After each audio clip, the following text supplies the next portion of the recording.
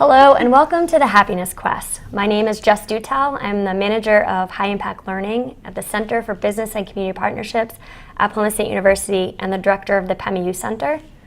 And I am Dr. Maria Sanders. I am an associate professor of philosophy at Plymouth State University and the CEO of Philosophy for Life.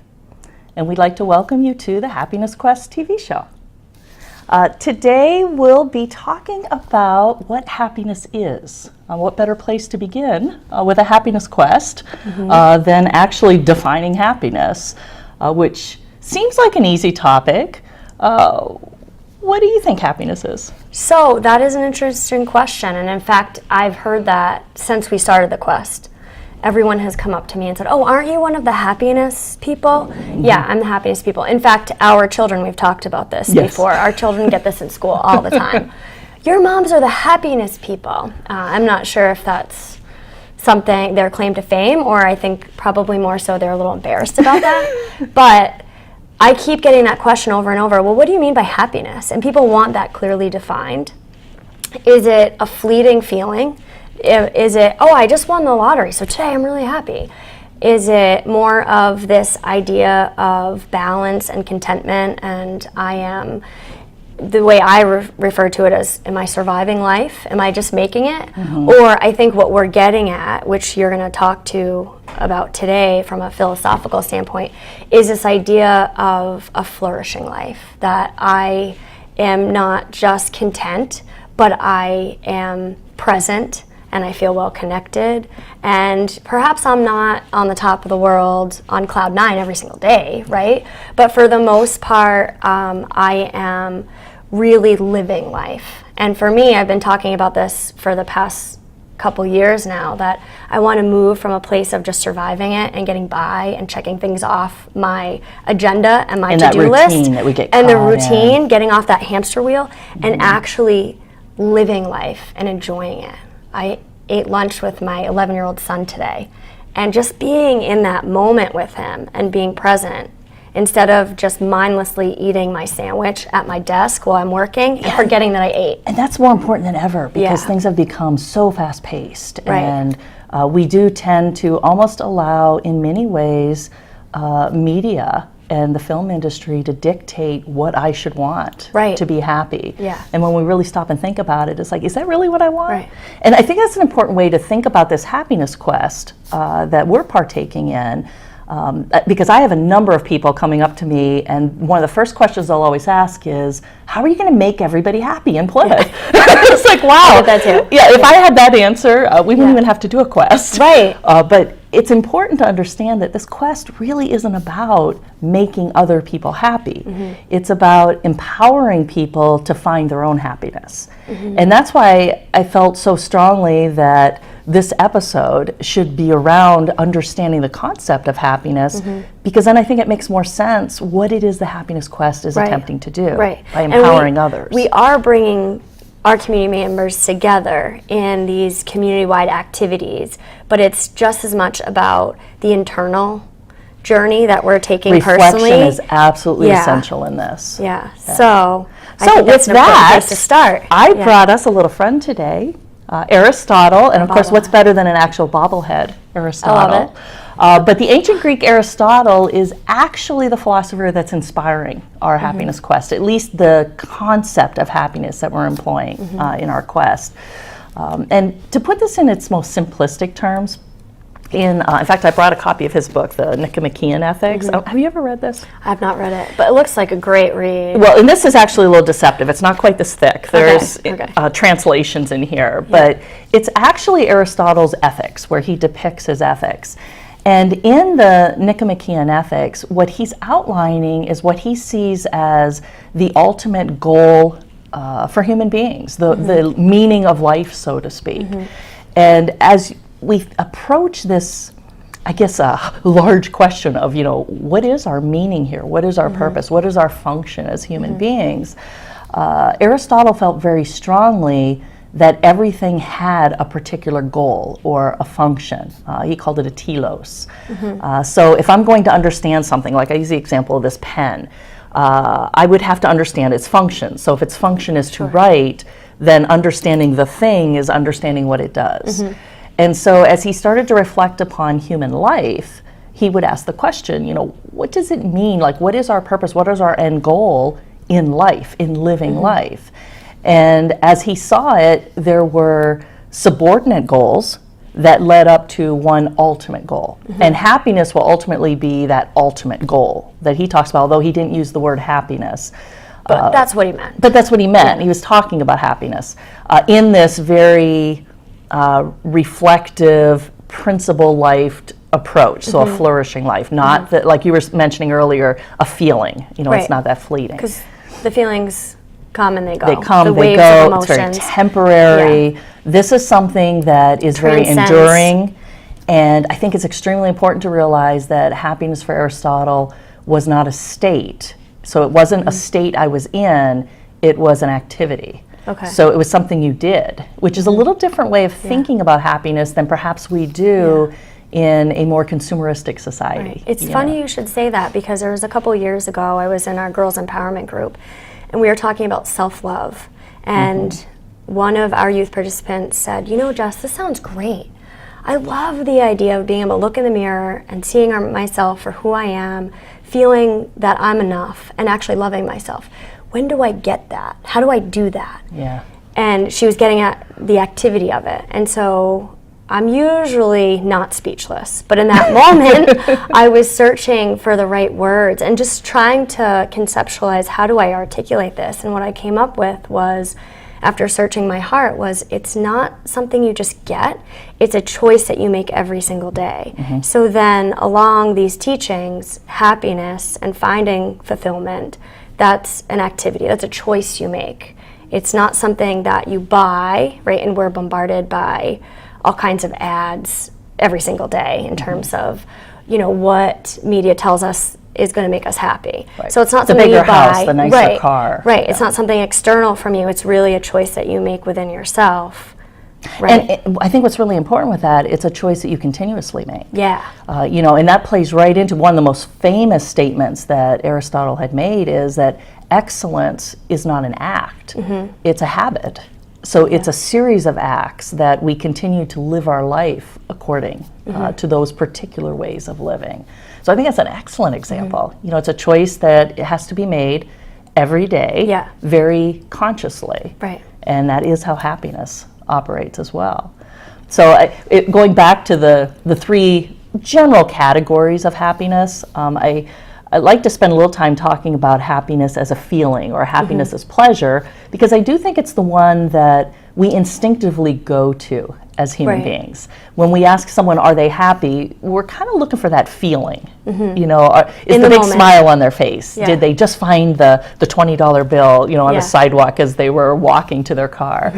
And that one definitely falls within the category of happiness, this feeling, happiness as pleasure. But probably its greatest drawback is the item we've mentioned several times, and that is how temporary it is. It goes away. Yeah, it goes when away. I put my hand into the pocket of my winter coat the first time I wore it this season, there was a $5 bill. I was so happy in that moment. And then, 2 minutes later, it had worn off. The feeling had worn off already. Right. Well, and if we use happiness as pleasure as our end goal, it's almost in a way building ourselves up for an addiction, because it operates very similar. I always, when I'm talking to my philosophy students about this, I compare it to actually being on a drug. Because if Feed it. Yes, if I want to end up feeling happy, have that happiness as pleasure, so I feel happy because I found the $5 bill in the coat pocket. Well, notice if you find a $5 bill in your coat pocket every day now for the next 2 years, you'll be happy for a few days in. Right. After about a month or 2 months, you're going to come to just expect it. And it's no longer going to have that same, even in a feeling, it's not going to have that same return. And we find that, in fact, there are a couple marketing campaigns out right now. Probably the most well-known one is by Coca-Cola, where they're marketing happiness. And by drinking Coca-Cola, you will be happy.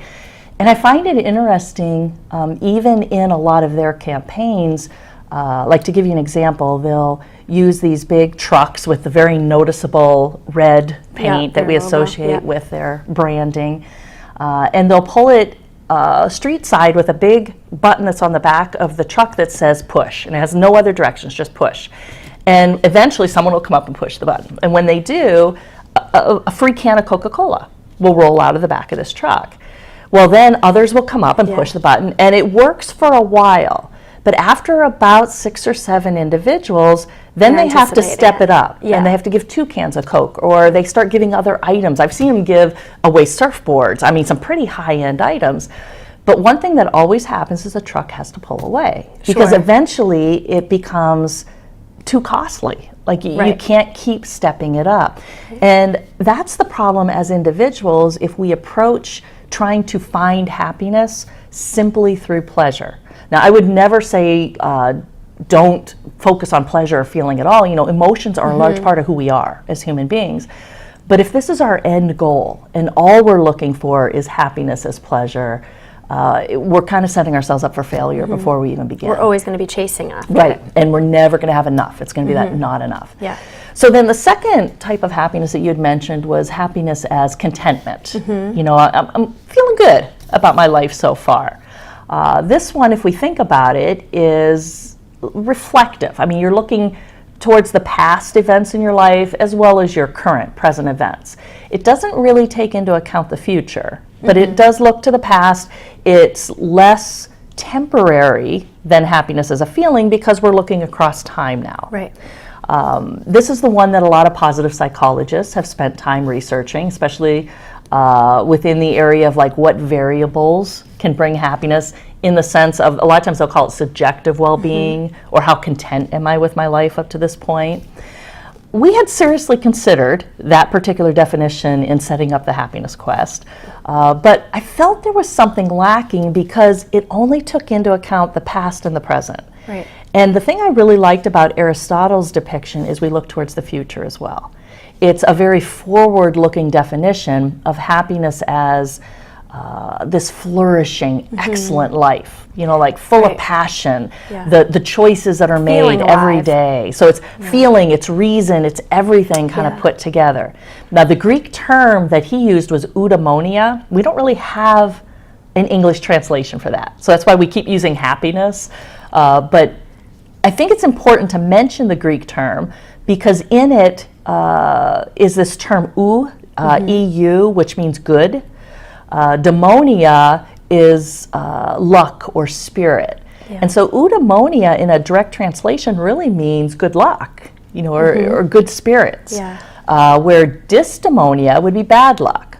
Now, the reason I mention this is Aristotle, even though he felt we were in control to a large extent of our happiness and how we live our life, the choices we make, he did acknowledge that things happen to us. And some of it's good luck, some of it's bad luck. And it was wrapped right into the terms that they were using.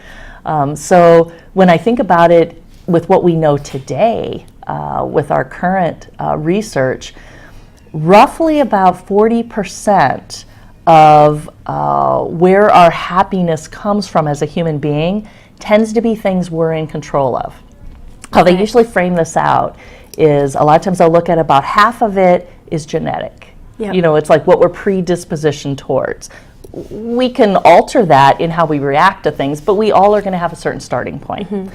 10% of it is that ooh versus dis, the bad versus good of the things that happen to us in life. You just won the lottery. Okay, so you have this spike in happiness.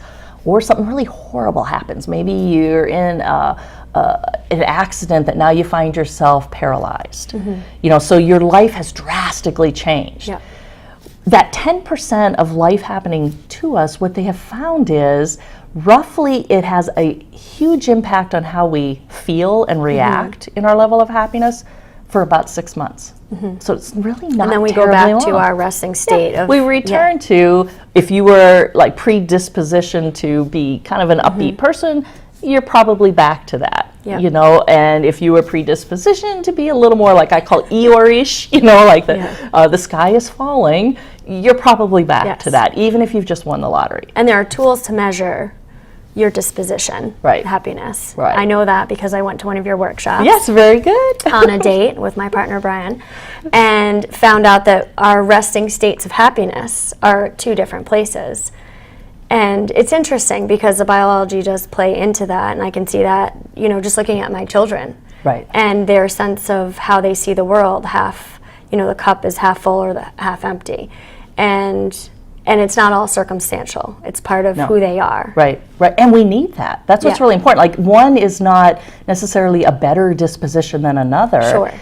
Because if we're always seeing everything half full and it's really not half full, you know, we're now suddenly getting hit by the car that's coming. Exactly. You know, so we need that balance. We need the balance. Yeah, on both sides. Yeah. But I think what's really important to realize when we look at, okay, about half of it then seems to be almost hardwired into us. About 10% of it is this luck stuff that Aristotle was talking about that's happening the to circumstances us. in our environment. But then you've got 40% that seems to be all on us. Our attitudes, how we react to things, how we view things. That seems to be what is actually within our control. So how do we respond to the circumstances? Exactly. And we could always, and this is a lecture that I always give my children, right? That there's some circumstances out of your control, but the way you respond to what's going on in your life, that is in your control. It makes all the difference. Yeah. Makes all the difference. So I guess when we think about happiness, what we mean by this eudaimonia or eudaimonic happiness is this idea that we're striving to empower people to find the principles that they can live their life by that would result in a happy life. Right. Again, they're defining the principles, and this is why I call it Aristotle's, like an Aristotelian inspired model, but not truly an Aristotelian model. We're not adopting his principles. There are some things I think that Aristotle said that still really align with the current research, but some of his principles may have been a little more culturally based. And so what we're really looking for is for individuals to find those principles for themselves.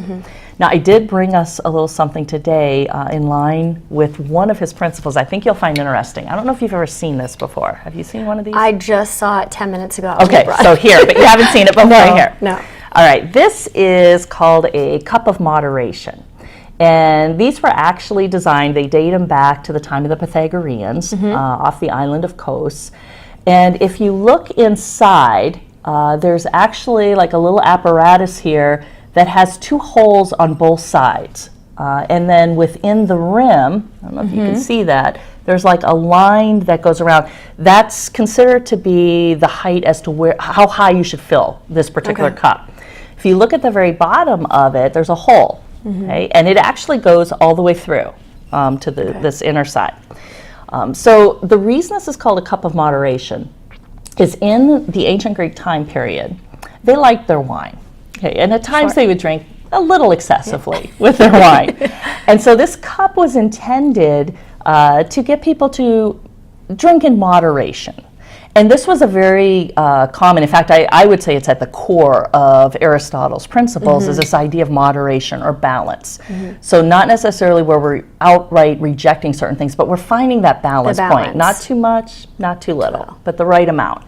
And so if I can, I'll do a little demonstration here for you. I love this. We'll clear this off in case my demonstration ends up creating more of a swimming pool. In case we have a puddle. Yeah, we'll move Aristotle. Okay. All right, so I brought this fabulous piece of pottery. This was made by some students over in the art department that they gave to me, so I love that. But that's really just to catch our water. Okay. So we have the cup of moderation. Keeping in mind you have your rim inside. Let me open this up. I'll try not to make a mess here. It might be fun to make this too. So I'm going to initially fill this, and Jess will have to attest that this is the case, up to that line, but we're not over the line. So it's still within it. And notice at this point it operates just like a cup. You could drink out of it and it's going to basically distill the water exactly as you would expect. But in a cup of moderation, if you fill it above that line, it siphons the water out. Now what you would probably expect to happen is that it would siphon it back to that line. But if you look in, is that what happened? No, it's below the line. It's below the line. And significantly below the line. Yeah, there's actually very little water left in here. And this one has been sitting on one of my shelves over in the office, so it's not working as fluidly. A lot of times they'll empty it all the way down where there's no water left.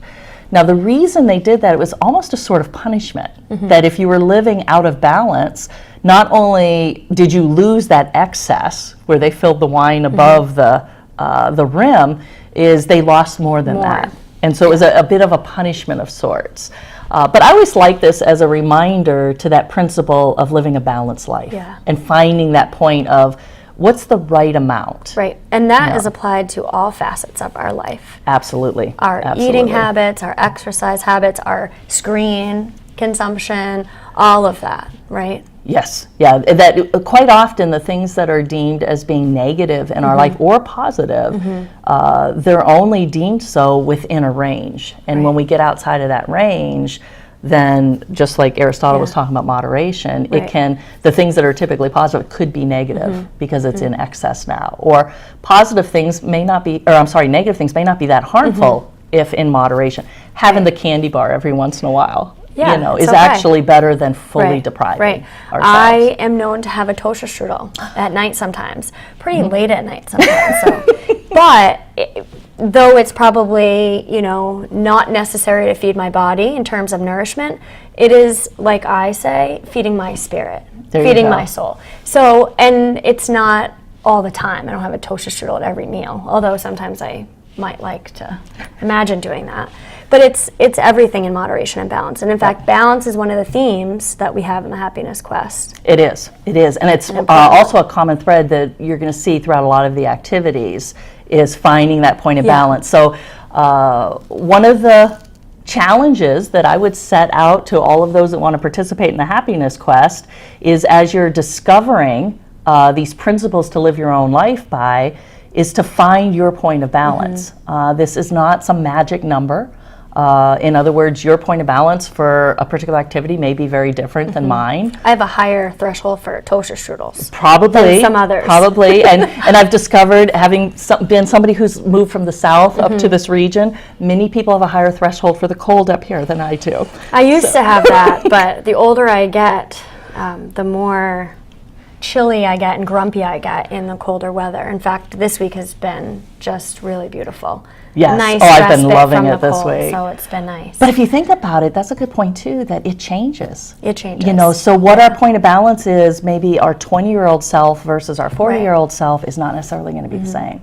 So it's important to keep reflecting about our life. And it's that ongoing choices we make and not where I can find the answer and then I can just coast through the rest of my life. And the reflection is so important in looking back, but also looking forward, like you said, in terms of what does my best life look like? What do I want it to look like? And constantly striving for that. And then, you know, reaffirming that and making the choices so that we can reach that point.